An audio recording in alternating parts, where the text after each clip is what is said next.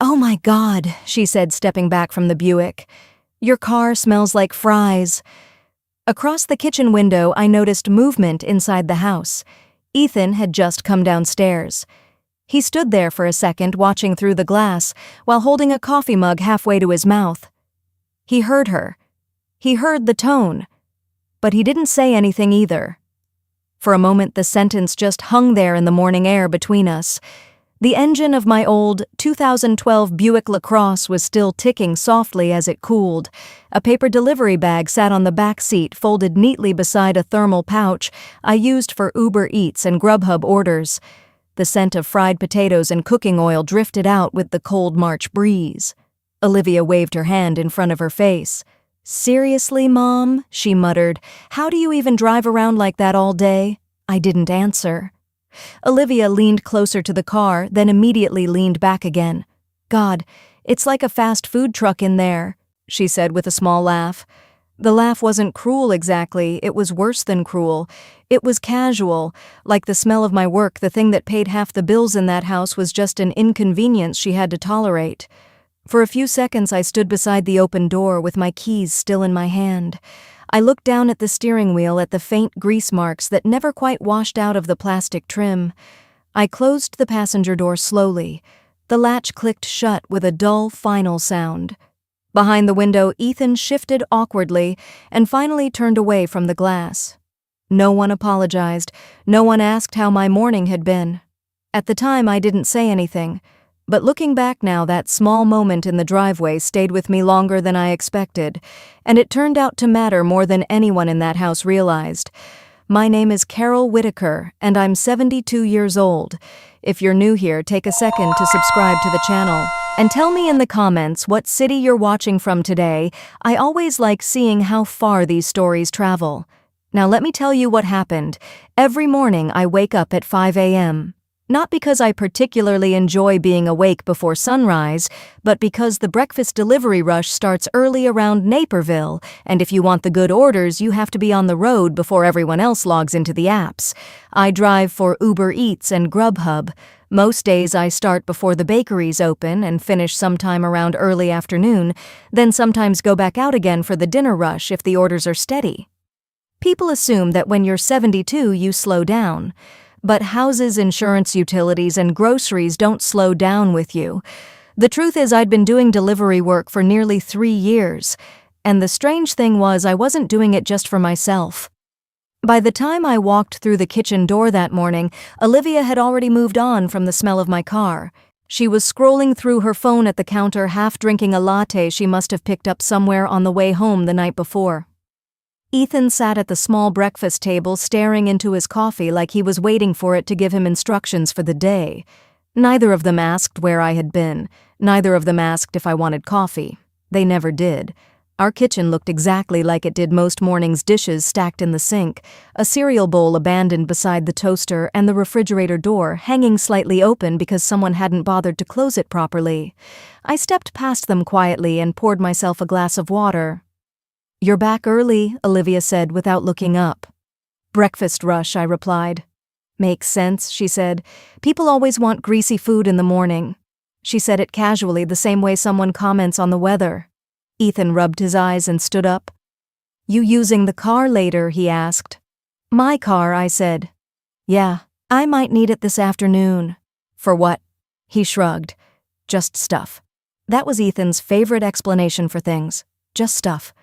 I looked at both of them standing in the kitchen, my 34-year-old daughter and my 31-year-old son, and something small inside me shifted. For a long time, I had told myself a story about my children. I told myself they were struggling, that the economy was hard, that rent was expensive, that they just needed time to get back on their feet. So I let them stay. Months turned into years, and somewhere along the way, the house stopped feeling like a place they were temporarily living. It started feeling like a place they simply expected to exist for them. Electricity worked, the refrigerator stayed full, the internet bill got paid, and somehow none of those things seemed connected to the woman waking up at 5 in the morning to deliver breakfast sandwiches to strangers. I realized something standing there beside the sink that day. They weren't struggling anymore. They were comfortable. Comfortable because I had made it comfortable. And standing there in the kitchen, something inside me shifted. For the first time in a long while, a quiet question drifted through my mind. What would happen if this house stopped being theirs? Once the question appeared in my mind, it didn't leave, not right away, but it stayed there quietly like a small stone dropped into still water. For years I had told myself that Olivia and Ethan were just passing through a difficult season. The job market had been unpredictable, rents around Naperville had climbed every year, and both of them had insisted they just needed a little time to stabilize. Time, I had discovered, was a generous thing when you weren't the one paying for it. The house ran on a rhythm they had grown used to, electricity that never flickered off, a refrigerator that always filled itself again after being emptied, Wi-Fi that worked every morning without anyone wondering who paid the bill, groceries that appeared in the pantry like clockwork. None of it happened by accident, but the longer it went on, the more invisible it seemed to become. That same morning, after Ethan asked about using the car, he wandered toward the door like the conversation was already settled. "I might need it around 2, he said. For what, I asked again. "Just running some errands. You have errands every day lately." He shrugged. "Well, yeah. My car's working today," I said calmly. "I have deliveries." Ethan stopped near the doorway, surprised. "You can drop me somewhere," he suggested. "That would defeat the point of having a car." He stared at me for a moment like the idea had never occurred to him that the car existed primarily for the person whose name was on the registration. Olivia barely looked up from her phone. "You're really protective of that thing lately," she said. "It's how I work. It's just a car, Mom. It's just my income." The kitchen went quiet for a moment. Then Olivia rolled her eyes slightly and went back to scrolling. That was usually how these conversations ended. Not with arguments, just a quiet dismissal. Over the next 2 days, life inside the house followed the same pattern it always had. Dishes appeared in the sink. The dishwasher stayed empty. Someone left a takeout container on the counter overnight. I paid the internet bill online before leaving for the morning rush. When I returned from deliveries around noon, the refrigerator looked half empty again. Sometimes I wondered if they even noticed the small systems holding their lives together, or if they simply assumed those systems were permanent. The truth was, none of it had started with the comment about the fries smell. That moment in the driveway hadn't created the problem. It had just made it impossible to ignore. Late on the second afternoon, after finishing a few delivery runs around downtown Naperville, I pulled the Buick back into the driveway. The sun was starting to dip behind the neighboring houses, casting long shadows across Maple Street. I grabbed my delivery bag from the back seat and walked toward the front door. Inside, voices drifted faintly from the living room, Olivia's voice, and someone else. I stepped inside quietly. The living room looked unusually tidy, which was the first thing that caught my attention. Olivia sat on the couch with a woman in her early 40s wearing a navy blazer and holding a tablet. The woman stood when she saw me. "Hi there," she said politely. "You must be Carol." Olivia jumped slightly. "Oh, Mom. You're back already?" "Yes," I said. The woman smiled warmly and extended her hand. "Jessica Harper. I'm a real estate agent with DuPage Realty Group." I shook her hand. "Nice to meet you." Jessica glanced between us, clearly assuming everything happening in the room made perfect sense. "I was just showing Olivia some listings," she explained.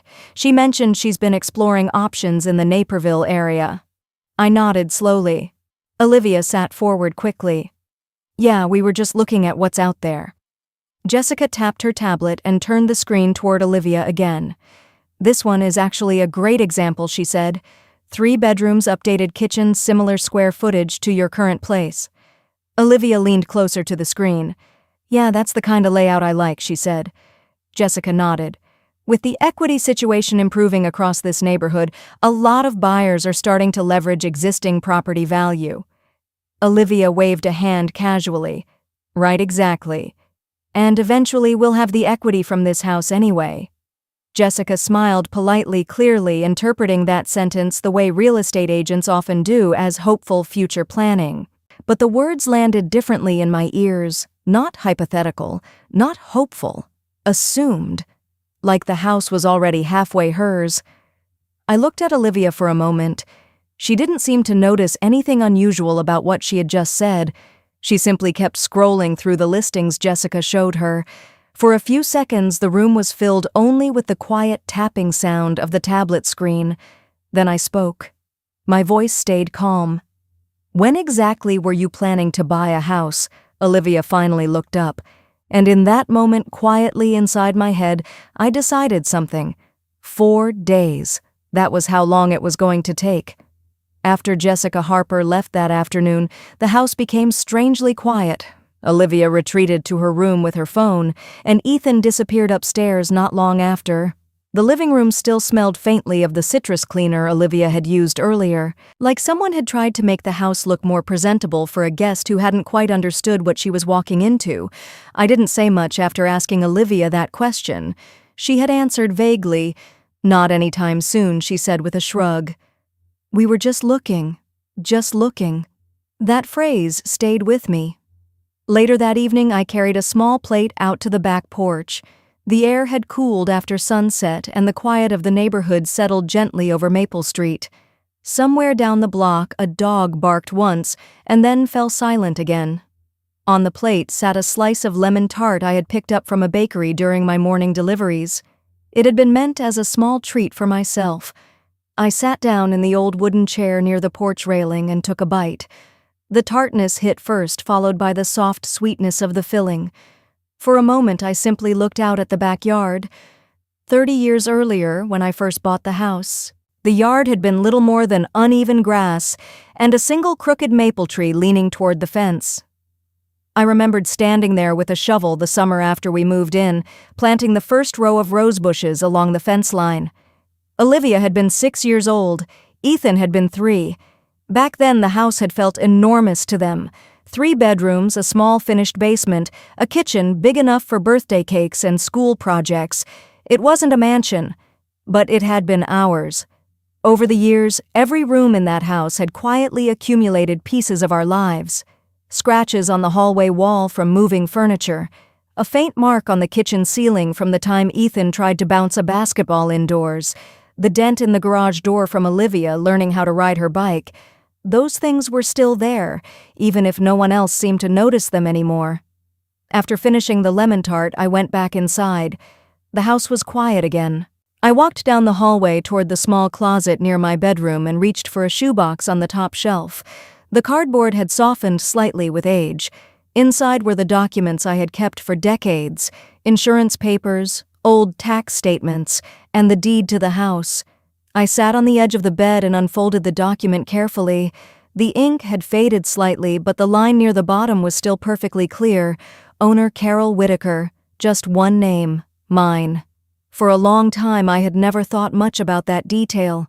The house had simply been where my children lived, but now, sitting there with the paper in my hands, it looked different. Ownership had a quiet kind of power, and I had forgotten that for a while. The next morning, after finishing the breakfast rush deliveries, I sat in the Buick outside a small coffee shop and searched for a number on my phone. It didn't take long to find it. Rebecca Lawson, a real estate agent with DuPage Realty Group.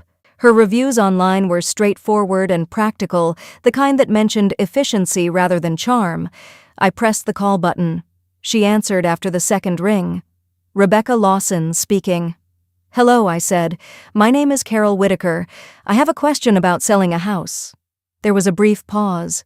Then her voice shifted into a professional calm. "Of course. What would you like to know?" "I'm curious about timelines," I said. "How quickly a house could sell in Naperville." "Well," she said thoughtfully, "that depends on the price and the condition." "But in this market?" Another short pause. "Sometimes it can happen very quickly." How quickly? Rebecca let out a small, practical laugh. "Sometimes 4 days." I looked through the windshield at the quiet street in front of me. 4 days? "Would you be willing to come take a look?" I asked. "Of course," she said. "When would be convenient? Early morning works best." "Then let's do early morning." 2 days later, just after sunrise, Rebecca Lawson stood in my kitchen. She carried a slim folder and a small notebook. Her dark hair was pulled neatly back and she wore a gray coat that suggested she had already visited 2 other properties before breakfast. She walked through the house, slowly observing everything with careful attention. The living room, the kitchen, the hallway, upstairs bedrooms. Occasionally, she asked a quiet question. "How old is the roof?" "When was the kitchen last updated?" I answered as best as I could. When we returned to the kitchen, Rebecca leaned lightly against the counter and folded her notebook closed. "You have a solid property," she said. "Great location. Good structure." Then she looked directly at me. "The real question is what you want." "What do you mean? Do you want the highest price or do you want the cleanest sale?" I understood the difference. Highest price meant negotiations, time, complications. Clean meant fast, decisive. "Clean," I said. Rebecca nodded once as if that confirmed something she already suspected. "We can do that." Just then, footsteps sounded on the stairs. Ethan appeared in the kitchen doorway, wearing a wrinkled t-shirt, his hair still messy from sleep. He stopped when he saw Rebecca. His eyes moved slowly from her to me. Mom?" he said. "Yes, who is this?" I looked at him calmly, and then I said the words that changed everything. "She's here to help me sell the house." For a moment after I said it, the kitchen went completely still. Ethan blinked like he hadn't heard the sentence correctly. Rebecca Lawson stood quietly near the counter with her folder in hand, professional enough not to interrupt, but clearly aware she had just stepped into the middle of something far more complicated than a routine home evaluation. "Sell?" "The house," Ethan repeated slowly. "Yes," I said. The word didn't echo or rise in volume. It simply settled into the room. Upstairs, a door opened. Olivia's voice drifted down the hallway. "What's going on?" She appeared a second later, walking into the kitchen in an oversized sweater, still holding her phone. At first, she barely looked at Rebecca. Her eyes went straight to Ethan. "Why do you look like that?" Then she noticed the stranger standing beside the counter. "Who is this?" Rebecca gave a polite nod. "Rebecca Lawson. I'm with DuPage Realty Group." Olivia frowned. "Okay." And Ethan answered before I did. "Mom says she's here to sell the house." For a second, Olivia stared at him like the sentence made no sense. Then she laughed, not loudly, just a quick, disbelieving laugh. "Oh my God," she said, shaking her head. "You're joking." I didn't respond. Olivia looked at me now. "Mom, come on." "I'm not joking."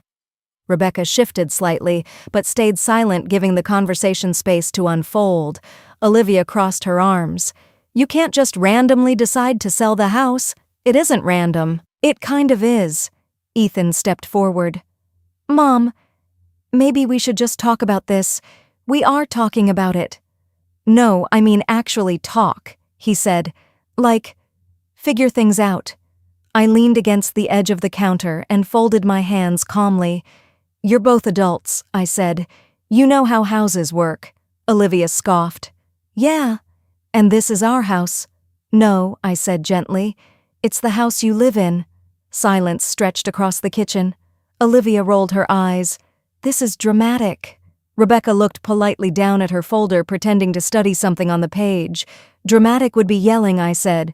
"I'm not yelling." "Then what are you doing, making a decision?" Olivia threw her hands up slightly. "Because I said something about your car smelling like fries, that's not the reason." "Oh, come on." Ethan looked between us. "Then what is the reason?" he asked. I looked at both of them carefully. "It isn't one sentence," I said. "It's years." The room fell quiet again. Years of what Olivia said, of this house running like a hotel. Neither of them answered. "The electricity works," I continued calmly. "The internet works. The refrigerator stays full." Mom, Ethan started. "And every morning I wake up before sunrise to go deliver breakfast sandwiches so those things continue working." Rebecca finally spoke, her tone soft and neutral. "I can come back another time if this isn't a good moment." "No," I said. "It's fine." Olivia let out a small, frustrated laugh. "You're acting like we've been exploiting you or something." "I didn't say that." "You're implying it." "I'm explaining it." Ethan rubbed the back of his neck. "Mom, Selling the house is a huge step. Yes, so maybe we should slow down. I already did, I said, for a long time. Olivia shook her head again. You're not actually going to sell it. Rebecca glanced at me briefly, waiting. I met her eyes and gave a small nod. That was enough. She opened her folder and pulled out a sheet of paper. Well, she said gently, if we're moving forward, the first step is listing preparation. Olivia stared at her. Wait, you're serious? Rebecca continued calmly. We'd want professional photos first, good lighting, wide angles. She turned toward me. I have a photographer available tomorrow morning. Olivia looked at Ethan. This is insane. Ethan lowered himself slowly into one of the kitchen chairs. Rebecca continued outlining the process. Photos usually take about an hour, she said. Then we can list the property the same day. Olivia shook her head. You can't just list the house like that. Rebecca didn't respond to Olivia. She kept speaking to me. The market is very active right now, she explained. A well-priced property can attract immediate interest. I nodded. That's fine. Ethan leaned forward. Mom, are you sure about this? Yes. Really sure. Yes. Olivia let out another incredulous laugh. You're going to regret this. Maybe I said, but that's my decision to make. Rebecca closed her folder. Then I'll schedule the photographer. She checked her phone. Tomorrow morning at 9 works. That works for me, I said. Ethan looked at me again, searching for some hint that I might change my mind. I didn't. A few minutes later, Rebecca gathered her things and headed for the door. I walked with her across the living room and toward the front hallway. Behind us, I could feel Olivia and Ethan still standing in the kitchen, trying to process what had just happened. Rebecca paused by the door. I'll confirm the appointment tonight, she said quietly. Thank you. I opened the door for her, then I grabbed my car keys from the small bowl near the entry table. Ethan's voice followed from the kitchen. Where are you going? I stepped outside into the cool afternoon air. I have deliveries, I said. Olivia called after me. You're really leaving right now, I turned back briefly. Yes. Why? I held up the keys slightly. Because the photographer comes tomorrow morning. The photographer arrived the next morning at exactly 9. His name was Tyler Grant, and he carried 2 camera bags, a folded tripod, and the calm confidence of someone who had photographed hundreds of houses before breakfast. I had already been awake for 4 hours.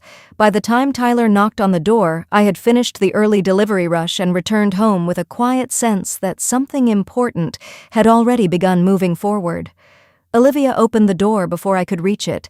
She froze when she saw the equipment. You're the photographer, she said flatly. Tyler smiled politely. Yes, ma'am. Tyler Grant. I'm here for the listing photos. Olivia turned slowly toward the kitchen. Mom, she called. I walked over and greeted him. Come in.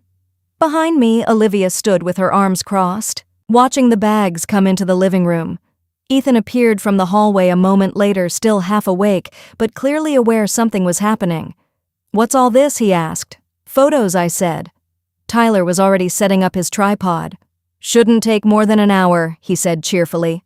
Olivia looked around the room like the walls had suddenly betrayed her. You're actually doing this? Yes. She let out a small laugh that sounded closer to panic than amusement. This is ridiculous. Tyler moved calmly through the living room, adjusting the curtains to let more light inside. The morning sun filtered through the windows, brightening the space in a way I hadn't noticed for a long time. Great natural light, he said. He began taking the first photographs. Click, click, click. Each shutter sounded louder than the last. The living room, the dining area, the hallway. Tyler moved efficiently, occasionally adjusting a lamp or shifting a chair slightly to create better angles. Olivia stood near the staircase watching him work like someone observing a stranger pack up their belongings. Ethan leaned against the kitchen counter, silent now. The reality of the situation seemed to be settling in for him. When Tyler moved upstairs, Olivia followed him halfway before stopping at the top of the staircase. You're really listing it? She asked me again quietly. Yes. And what if someone actually buys it? The question hung there. Tyler's camera clicked in the background. I looked up at her, then the house will belong to them, and we just… What move? The word landed heavily. Ethan shifted his weight. You already thought this through, he said. Yes. Olivia frowned. You're saying this like you already have some grand plan. I have a simple one, which is, I won't be living here. Both of them stared at me now. You're leaving too? Ethan asked. I'll be moving to a smaller place. Olivia looked stunned. You've already looked for somewhere else, almost. Tyler came back downstairs at that moment. All done upstairs, he said. He walked into the kitchen and took several wide-angle shots of the counters and cabinets. Click, click, click. When he finished, he packed his equipment back into the camera bags. I'll send the photos to Rebecca within the hour, he said. She can probably have the listing live later today. Thank you, I said. After Tyler left, the house felt oddly empty. Even though nothing had physically changed yet, the atmosphere had shifted, like the building itself had quietly stepped onto the market without asking anyone's permission. I left for a few afternoon delivery runs. Naperville traffic moved slowly through the downtown streets, but my mind stayed calm. There was something strangely peaceful about following the GPS directions and handing food to strangers while knowing the next steps were already unfolding. By the time I returned home later that evening, both Olivia and Ethan were sitting in the living room with a laptop open between them. They didn't hear me enter at first. On the screen, I could see the listing. Whitaker House, Maple Street, Naperville. Professional photos, bright rooms, clean descriptions. Olivia noticed me first. She already posted it, she said. Yes. Ethan scrolled through the images slowly. This looks different. That was the funny thing about real estate photography. A place you had lived in for decades could suddenly look like someone else's property when framed through the right lens. Olivia pointed at the screen. You even cleaned the garage. I didn't, I said. Tyler adjusted the angle. Ethan leaned back slightly. So now what? Now people start looking. And if someone actually wants it, they'll schedule a showing. Olivia stared at the listing again. And if someone buys it, I didn't repeat the answer this time. They both already knew it. My phone buzzed softly in my pocket. I pulled it out and glanced at the screen. A text message from Rebecca Lawson. I opened it. Listing is live. Already received 2 showing requests for tomorrow. Another message appeared seconds later. Make that 3. I slipped the phone back into my pocket. 4 days suddenly felt very possible. The first open house happened 2 days later. By 9 in the morning, Rebecca Lawson had already placed a small sign at the corner of Maple Street with a red arrow pointing toward the driveway. Open house. The house looked unusually orderly that day. Sunlight streamed through the living room windows, bouncing off the polished hardwood floors. Tyler's photographs had made look even brighter online. Olivia stood near the staircase with her arms folded tightly across her chest. This feels weird, she muttered. That's because strangers are coming to look at the house, I said calmly. Ethan hovered near the kitchen island, shifting his weight from one foot to the other like he wasn't sure where he was supposed to stand. At 10 o'clock sharp, the doorbell rang. Rebecca opened the door. A couple stepped inside. Hi, the man said politely. Michael Chen.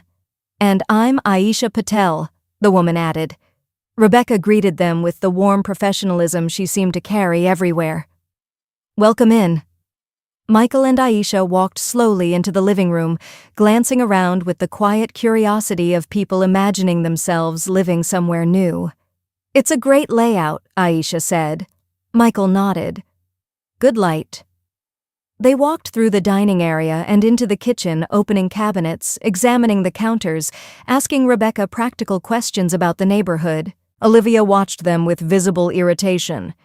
They're touching everything, she whispered under her breath. Ethan lowered his voice. That's what people do when they buy houses. They're not buying our house. Ethan didn't answer.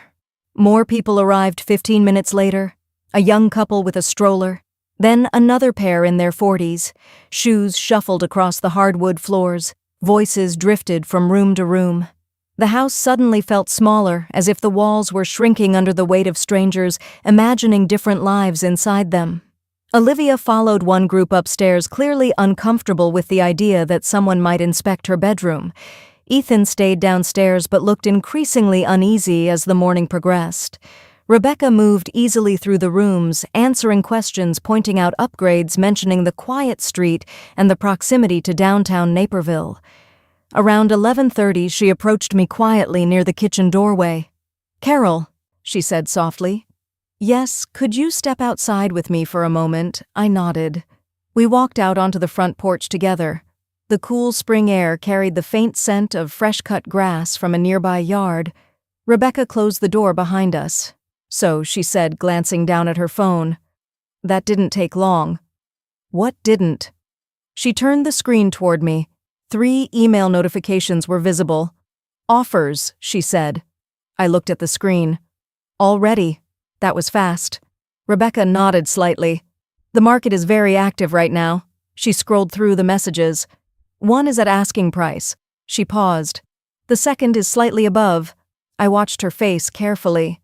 "And the third?" Rebecca smiled just a little. "That one is above asking." For a moment we both stood there quietly. Cars passed slowly along Maple Street. Inside the house I could hear faint voices drifting from the hallway as another group of visitors walked through the bedrooms. Rebecca slipped her phone back into her coat pocket. "I'll review all the details with you later," she said, "but this is a very strong start." I nodded. "Thank you." When we walked back into the house, Olivia and Ethan were standing near the kitchen island again. Olivia's expression tightened when she saw Rebecca. "What was that about?" she asked. Rebecca glanced at me briefly. I answered, "Offers." Ethan straightened slightly. "Already?" "Yes." Olivia frowned. "That doesn't mean anything. It means people are interested." Rebecca gathered a few brochures from the counter. "I'll let you all talk," she said gently, before stepping toward the living room to greet another couple entering the house. Now it was just the 3 of us in the kitchen. Ethan looked uneasy. "How many offers?" "3 so far." Olivia's voice rose. "3. They came in this morning." Olivia shook her head. "They haven't even finished the open house yet." I nodded. "That's true." Ethan hesitated. "Are any of them serious?" I looked at both of them for a moment. Then I answered calmly, "Yes." Olivia's voice sharpened. "What does that mean?" I met her eyes, and I said the words that changed the atmosphere in the kitchen instantly. "One of them is above asking. Before we continue, I'm curious what you think. If you were in this situation, would you have listed the house too? Tell me honestly in the comments. And if this story is surprising you so far, tap the like button, it really helps the channel. Then let's see what happened next." The house felt different that evening. Not physically. The walls were still the same color. The furniture hadn't moved. The refrigerator hummed quietly in the kitchen like it always had.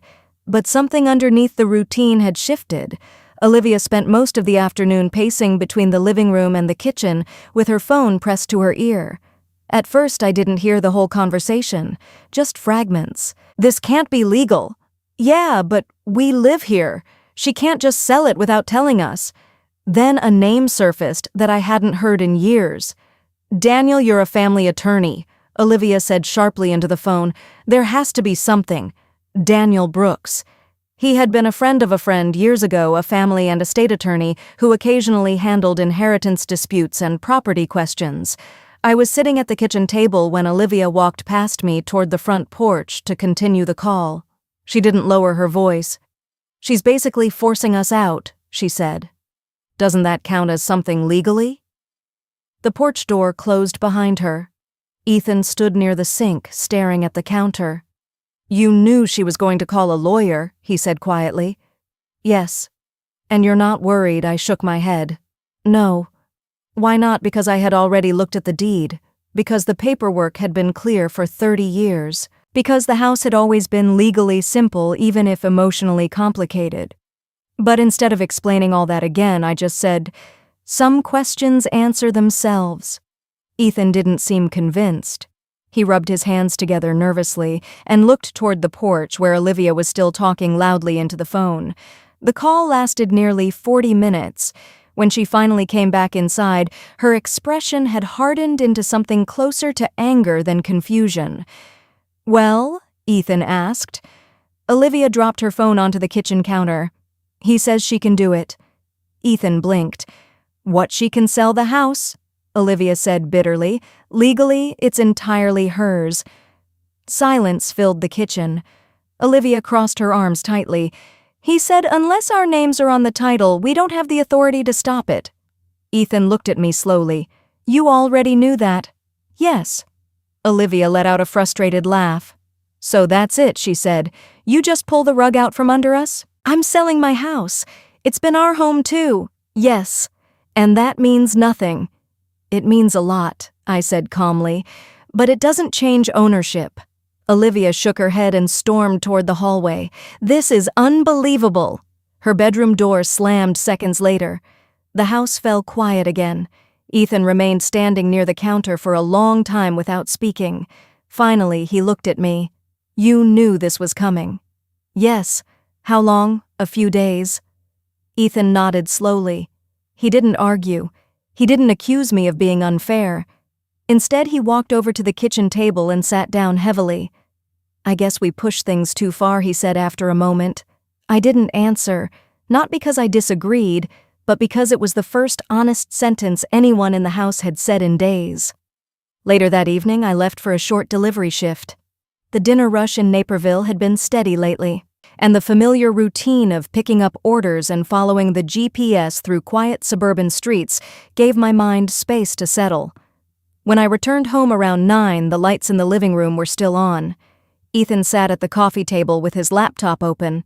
Several apartment listing websites filled the screen. Olivia sat on the couch beside him, scrolling through her phone with tight, frustrated movements. Neither of them looked happy.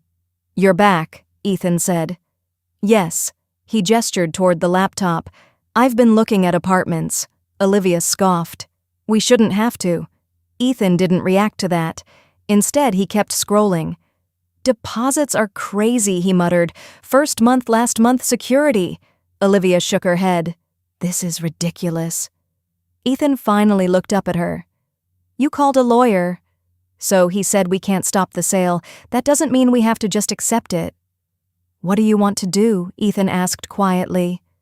Olivia didn't answer. She just stared at the floor. Ethan turned back to the laptop. "There are some places about 15 minutes away," he said after a moment. "Small ones." Olivia muttered something under her breath.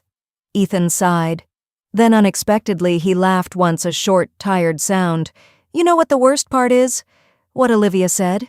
"We've been acting like idiots." She looked up. "What?" "For years."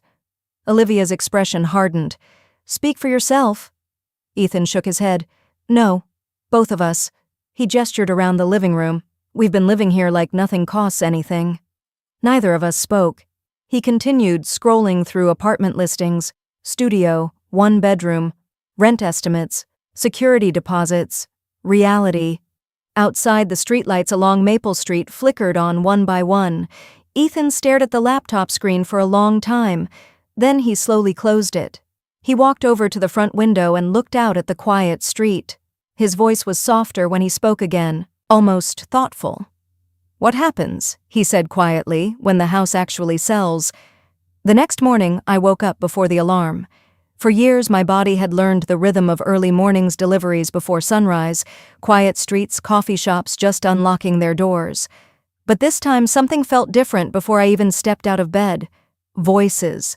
Low, serious voices coming from the kitchen. I glanced at the clock beside my bed. 7:02 a.m. That alone was unusual. Ethan was almost never awake that early unless something forced him to be. When I walked into the kitchen, both of them were already sitting at the table. Olivia had her laptop open. Ethan sat beside her with a notebook and pen, staring at numbers written across the page. Neither of them noticed me at first. 700 utilities, Olivia said. "That's what the listing says," Ethan replied. "That's insane." "That's normal." Olivia rubbed her forehead. "And deposits, first month, last month security." She exhaled sharply. "That's like $6,000 just to move." Ethan tapped his pen against the notebook. "I know." I poured myself a glass of water and leaned lightly against the counter. They noticed me then. Ethan gave a small nod. Morning. Morning. Olivia didn't say anything. She kept staring at the screen. For the first time since the open house, the conversation in the room sounded different, less angry, more practical. What about income requirements? Olivia asked quietly. 3 times rent, Ethan said. That's ridiculous. That's standard. She shook her head slowly. And you're saying we both need jobs that show steady income. That's what the site says. Olivia leaned back in the chair. So, basically landlords want proof you're not going to collapse financially the moment you move in. Yeah, Ethan said. Imagine that. Neither of them laughed. The reality was settling in, not suddenly, but steadily, like a slow sunrise. My phone buzzed lightly in my pocket. I checked the screen. A message from Rebecca Lawson. One of the buyers wants a fast close. They're very motivated, I typed back. How fast? The reply came within seconds. 30 days. I looked at the message for a moment. 30 days. Faster than I expected. I slipped the phone back into my pocket without saying anything. The morning moved quietly after that. Ethan left around 9 to run errands. Olivia stayed at the kitchen table scrolling through apartment listings and occasionally sighing under her breath. By early afternoon, Rebecca called. Carol, she said. I think it's time we sit down and review the offers. We're my office near the DuPage County Courthouse. I can be there in an hour. The office building stood just a few blocks from the courthouse square, a small brick structure with narrow windows and a modest sign that read, Lawson Realty Group. Inside, Rebecca led me into a quiet conference room. 3 folders sat neatly arranged on the table. These are the offers we received after the open house, she said. She opened the first folder. Offer number 1, she explained, sliding the document toward me. Full asking price. Conventional financing. She opened the second. This one is slightly above asking. Then she opened the third folder. This is the strongest one. I leaned forward slightly. Rebecca pointed to the number printed on the page. Above asking, she said, How much above? She told me it was more than I had expected, but the price wasn't the only thing that caught my attention. Rebecca tapped another line on the page. No repair contingencies, she said. Clean offer. And closing. She flipped to the final page, 30 days. I looked at the paperwork quietly. Clean, fast, decisive, exactly what I had asked for. Rebecca studied my expression. Do you want time to think no? She nodded. Then we accept. Rebecca slid the acceptance documents across the table and handed me a pen. The pen felt slightly heavier than I expected.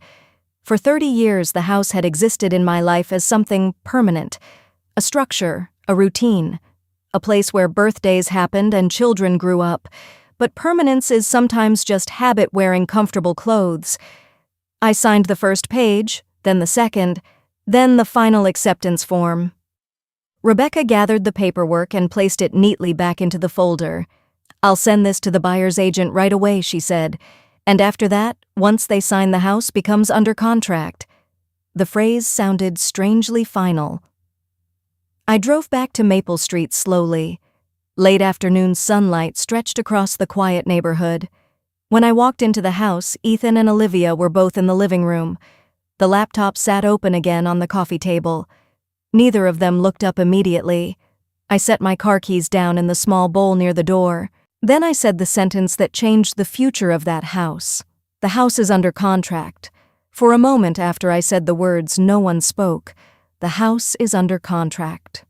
The sentence settled quietly in the living room, heavier than any argument we'd had in the past week. Olivia was the first to react. She stood up slowly from the couch, staring at me like she was waiting for the sentence to reverse itself. You're serious? Yes. Her expression hardened. You actually signed something. Yes. She laughed once, a sharp sound without any humor in it.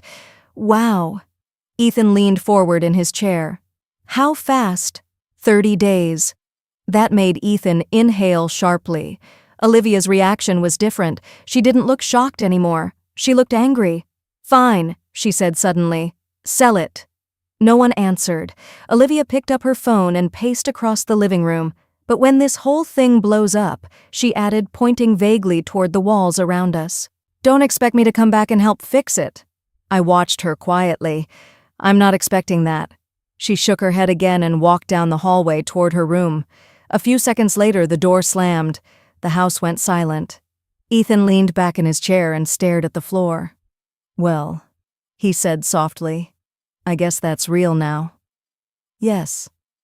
The next 3 weeks passed differently than any other weeks I had spent inside that house.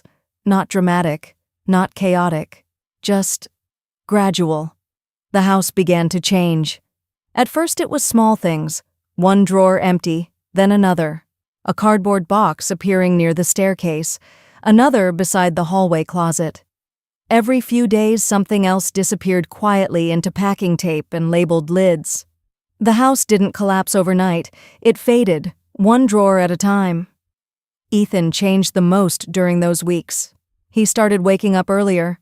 Not 5 in the morning like me, but early enough to sit at the kitchen table with his laptop and search through apartment listings. At first he focused on numbers, rent, deposits, utilities. Then he started noticing something else, the bills. One morning he was sitting at the kitchen table when the mail arrived. I placed the envelope stack beside the fruit bowl without thinking about it. He picked one up. Home insurance? Yes. Another envelope. Property taxes? Yes. He flipped it over and stared at the amount printed on the statement. You've been paying this? Every year. Yes. He opened another envelope. Electric bill, internet bill, water, trash collection. His eyebrows lifted slightly. That's a lot. Yes. Ethan leaned back slowly. I never really thought about it, I know. For the first time in years, he looked around the kitchen differently, like he was seeing the systems behind the walls instead of just the walls themselves. Olivia reacted in the opposite way. She avoided the subject almost entirely. She spent more time out of the house. When she was home, she kept her headphones on and her door closed. Occasionally, she would walk through the living room and glance at the growing stack of boxes like they were temporary props someone had left on stage. One evening, she said quietly from the doorway, "You know buyers back out sometimes." That's true. Inspections fail. That can happen. So this whole thing might still fall apart. Yes. She nodded once, almost hopefully. Then she went back to her room. 2 weeks after the contract was signed, the buyer's inspection took place. A tall man with a clipboard walked through the house for nearly 3 hours, examining outlets, plumbing roof shingles, and the furnace in the basement. Ethan followed him partway through the inspection, not arguing, just watching. By the time the inspector left, the house looked slightly different again. More boxes, less furniture. Rebecca called later that evening. Inspection went well, she said. No major issues. What happens now? We move toward closing. The final week arrived quietly. The house echoed more than it used to. Empty spaces between the furniture created small pockets of silence. The hallway closet stood half empty. The kitchen cabinets looked wider, like the house itself was preparing to belong to someone else. The night before closing, Ethan sat at the kitchen table again. The laptop was open, but this time he wasn't browsing listings. He was looking at a lease agreement. Olivia sat across from him, scrolling through her phone. He finished reading something on the screen and nodded once. She signed it, he said. Olivia didn't respond. She signed the lease this afternoon. That made me look up. We're apartment complex about 15 minutes away. I nodded slowly. That's good. Ethan closed the laptop. Then he looked toward the hallway where most of the boxes were now stacked neatly against the wall. For a moment he didn't say anything. Then he turned back toward me. "Mom," he said quietly. "Yes, where exactly are you going to live?" Ethan's question hung quietly in the kitchen. "Mom, where exactly are you going to live?" For a moment I didn't answer, not because I didn't know, but because it felt strange to say the words out loud after so many weeks of letting everything unfold step by step. "I found a small apartment," I said finally. Ethan waited. "Where?" "Near the Fox River district." Olivia looked up from her phone for the first time in several minutes. "That's downtown." Yes, those places are tiny. That's true. Neither of them said anything else for a moment. The kitchen looked different now. The cabinets were half empty, and the usual clutter that had once filled the counters was gone. Boxes lined the hallway. The house felt lighter somehow. Ethan leaned back in his chair. You've already signed a lease. Yes. How long? A year. Olivia stood up slowly and walked toward the refrigerator. She opened the door, stared inside, then closed it again without taking anything out. Well, she muttered, guess we're all starting over. Ethan didn't respond to that. Instead, he glanced toward the front window. Lily might actually visit you now, he said quietly. That caught my attention. Why do you say that? He shrugged. She always liked walking along the river. Lily Whitaker was Ethan's daughter, my granddaughter. She didn't visit Maple Street often anymore. Too many arguments had filled that house over the years. Too many quiet tensions children could feel even when adults pretended everything was normal. But the River District was different. Open walkways, small cafes, street musicians in the summer, a place where people actually went outside. That would be nice, I said. Ethan nodded once. The next morning arrived quietly. Closing day. The buyer's agent would meet Rebecca at the title office later that afternoon, but there was one small detail I had insisted on. I wanted to leave the house before the final signatures happened, not because I was avoiding anything, but because I wanted the house to belong fully to its next owner the moment the paperwork finished. I woke up before sunrise. Habit. The house was silent. Boxes had been moved out the night before. Most of the rooms were empty now. The living room looked larger than I remembered. Echoes bounced softly off the hardwood floors when I walked across them. I moved through each room slowly, not dramatically, just noticing. The hallway where Ethan once rode a toy scooter into the wall. The kitchen where Olivia learned to bake cookies during one winter snowstorm. The back porch where the lemon tart had tasted strangely sweet the night everything changed. Memory had a way of attaching itself to ordinary places. But places didn't belong to memories. People carried those with them. I walked back to the front hallway. On the small entry table I placed a plain white envelope. Inside were the house keys, garage remote, mailbox key. I wrote a short note for the new owners. Welcome home. That was all. Outside, the morning air felt crisp and quiet. Maple Street looked exactly the same as it had for decades. Neighbors' houses lined the sidewalks. Trees stretched their branches across the road. The Buick LaCrosse waited in the driveway, the same car Olivia had wrinkled her nose at a few weeks earlier. I opened the door and sat behind the steering wheel. The faint scent of old delivery bags still lingered inside the car, a mixture of paper packaging coffee and the memory of countless restaurant kitchens. For a moment, I sat there with the engine off. Then I remembered Olivia standing beside the car that morning. Your car smells like fries. Back then, the words had sounded like criticism, something embarrassing, something small. But sitting there now, the meaning felt different.